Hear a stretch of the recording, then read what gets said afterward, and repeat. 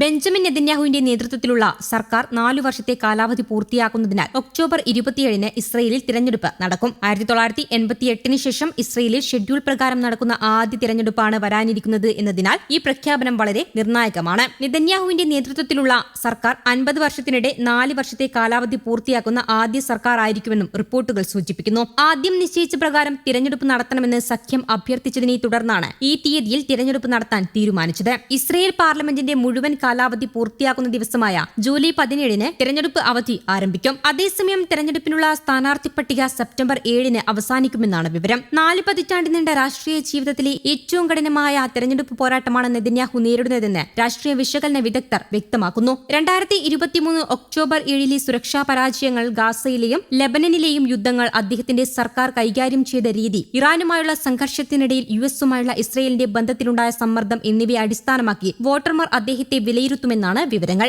സൈനിക തിരിച്ചടികൾ, വർദ്ധിച്ചുവരുന്ന മരണങ്ങൾ, സംഘർഷങ്ങളിൽ വ്യക്തമായ ഒരു അന്തിമ ഫലത്തിന്റെ അഭാവം എന്നിവ കാരണം ഒരു പരുന്ത് എന്ന നിലയിലുള്ള അദ്ദേഹത്തിന്റെ പ്രതിച്ഛായയ്ക്ക് മങ്ങലേറ്റിട്ടുണ്ട്. അഴിമതി ആരോപണങ്ങളും ആഭ്യന്തര രാഷ്ട്രീയ വിവാദങ്ങളും അദ്ദേഹത്തിന്റെ രാഷ്ട്രീയ നിലപാടിനെ ബാധിക്കുന്നുണ്ട്. മേഖലാ സംഘർഷങ്ങൾ അവസാനിപ്പിക്കാൻ അമേരിക്കയുടെ നേതൃത്വത്തിൽ അടുത്തിടെ നടന്ന ശ്രമങ്ങൾ സുരക്ഷയിൽ ശ്രദ്ധ കേന്ദ്രീകരിക്കുന്ന ഒരു ശക്തനായ വ്യക്തി എന്ന തന്റെ പ്രതിച്ഛായ നിലനിർത്താനുള്ള നെതന്യാഹുവിന്റെ ശ്രമത്തെ കൂടുതൽ സങ്കീർണമാക്കിയിരുന്നു. ബെഞ്ചമിൻ നെതന്യാഹുവിന്റെ നേതൃത്വത്തിലുള്ള ലിക്വിഡ് പാർട്ടിയും ഗാഡി ഐസൻകോട്ടിന്റെ നേതൃത്വത്തിലുള്ള യാഷർ പാർട്ടിയും 23 സീറ്റുകൾ വീതം നേടി ഇസ്രായേലിലെ ഏറ്റവും വലിയ 2 പാർട്ടികളായി. 120 അംഗ പാർലമെന്റിൽ സർക്കാർ രൂപീകരിക്കാൻ 61 സീറ്റുകൾ ആവശ്യമാണ്. സർക്കാർ രൂപീകരിക്കാൻ ആവശ്യമായ 61 സീറ്റുകളുടെ ഭൂരിപക്ഷത്തിൽ പ്രതിപക്ഷ സഖ്യത്തിന് കുറവുണ്ടാകുമെന്നതിനാൽ തൂക്കു പാർലമെന്റിനുള്ള സാധ്യതയും സർവേ ചൂണ്ടിക്കാണിക്കുന്നു. രാജ്യവ്യാപകമായുള്ള ആനുപാതിക പ്രാതിനിധ്യത്തെ അടിസ്ഥാനമാക്കിയുള്ള ഒരു തെരഞ്ഞെടുപ്പ് സംവിധാനമാണ് ഇസ്രയേലിലുള്ളത്. മറ്റൊരു വിധത്തിൽ പറഞ്ഞാൽ, നെസറ്റിൽ ഓരോ പാർട്ടിക്കും ലഭിക്കുന്ന സീറ്റുകളുടെ എണ്ണം അവർക്ക് ലഭിക്കുന്ന വോട്ടുകളുടെ എണ്ണത്തിന് ആനുപാതികമാണ്.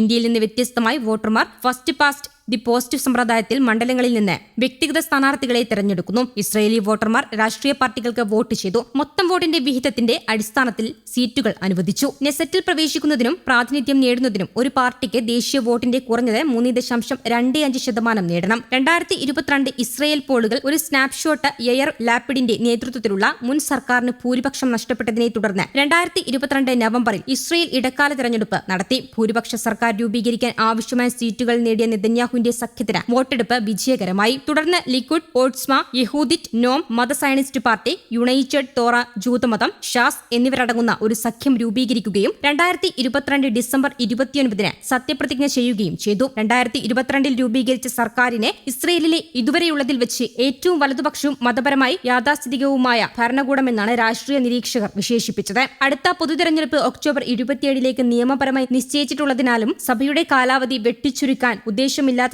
സാധാരണ രീതിയിലുള്ള പാർലമെന്റ് പിരിച്ചുവിടൽ നിയമം പാസാക്കേണ്ട ആവശ്യമില്ലെന്ന് പാർലമെന്റ് പ്രസ്താവനയിലൂടെ അറിയിച്ചു. ഗസയിലെയും ലെബനനിലെയും തെറ്റായ നയങ്ങൾ അന്താരാഷ്ട്ര തലത്തിൽ തന്നെ വിമർശിക്കപ്പെട്ടിട്ടുണ്ടെന്നും എത്രയും വേഗം രാജിവെക്കാൻ നെതന്യാഹു തയ്യാറാകണമെന്നും പ്രതിപക്ഷം ആവശ്യപ്പെട്ടിരുന്നു. ജനവികാരം നെതന്യാഹുവിന് എതിരാണെന്നും രാഷ്ട്രീയ പുനർനിർമ്മാണത്തിനും പുത്തൻ കാഴ്ചപ്പാടുകൾക്കുമായി എല്ലാവരും ആഗ്രഹിക്കുന്നുണ്ടെന്നും എതിർകക്ഷികൾ വ്യക്തമാക്കി.